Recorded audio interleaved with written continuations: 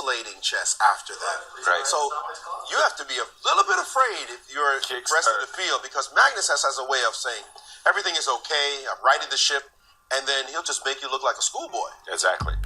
Well, off we go. Game number 1 of the day, round 4. Magnus Carlsen versus Gukesh Dommaraju. That's where we're going to start. They're the number 1 and number 2 when it comes to our current tournament standings. Exactly. But with 2 points at stake for a victory, 1 point for a draw, I mean, Magnus Carlsen could absolutely leapfrog Gukesh, or Gukesh could really start to separate himself if he gets it done early in the day. That's what those 2 points will do for you. Bishop G. In my day, this was, I'm not going to say a controversial move so much as Bishop F5 was the old classical move. And the idea behind Bishop G4 is literally was to capture early and then play E5. And then this is the point.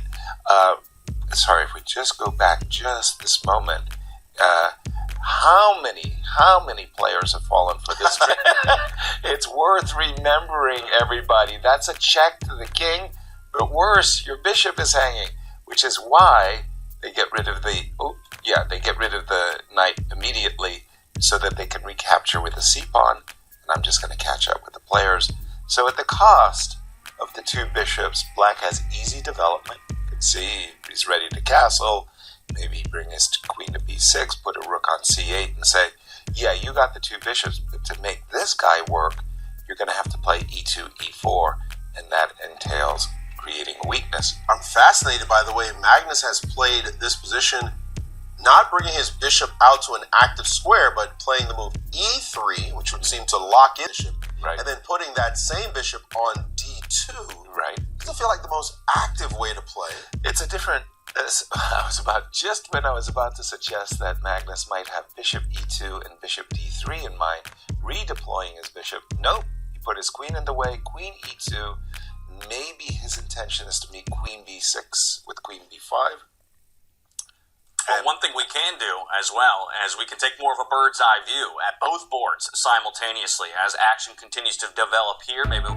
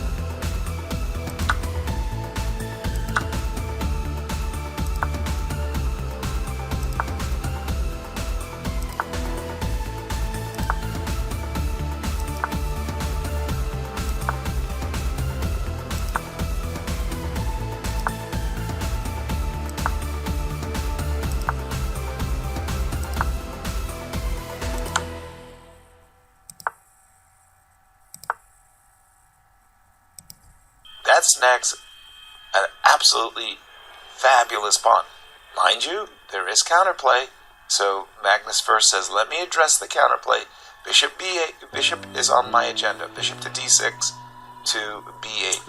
And Gukesh, though, covering the square. Right. Yeah. Also looking maybe to bring the knight forward. By the way, threatening a pawn. Okay, that causes a trade. But now Magnus is going to play f4 and king f3, bringing his king a little closer to this bishop, as well as the d pawn, making sure it looks terrible.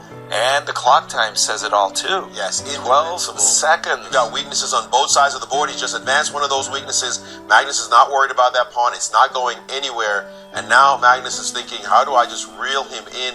I do see an idea of bringing the bishop from the square and bringing it to f1 and then to h3, just to eject the knight. That's a very nice move. From that square, and then you get to play bishop b6, bishop b8, and take the pawns. Yep. That's one idea. I'd also think about bringing his king up into the game as well. I'm much more direct. King e4, give me the pawn. Bishop e2, give me that one too. But actually, there's a galloping king. King e4, king d5, king c6, all the way into the position. That's a major problem you would have to face if you just take that king and just march it down the board.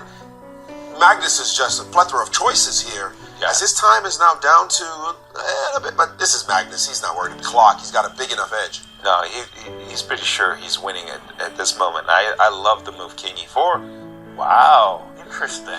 This move, bishop h3, also caught my attention, but Magnus is saying, this knight, I'd like it to go. I just like it to go. Look at those bishops. Hold on. Those caterpillar moves. Has Magnus allowed d3 though? But surely. Has he allowed d3? Oh, maybe f5 check is on his agenda. And the bishop dropping back. Oh, what a cheapo. He was planning bishop takes d7 and bishop takes b6. Wow. What a lovely cheapo. Okay, now we call it a cheapo. It's respectfully. Respectfully. Like, nice one. Nice one. King e4. Let's take that. Let's round up. Oh, f5. That pawn. I like that. They didn't touch that pawn because the knight was hanging. With a check. So he king had to e4. go back and defend. And Magnus just trying to reel him in. And here comes the king. King e4. That's the move. Definitely winning and enough suffering for Gukesh. Impressive play. Impressive. Because he got the two bishops out of the opening. But, I mean, it took him a long time for those bishops to show their mettle. e6, e5? Yes, that's what I was going to say. Whoa. Yes.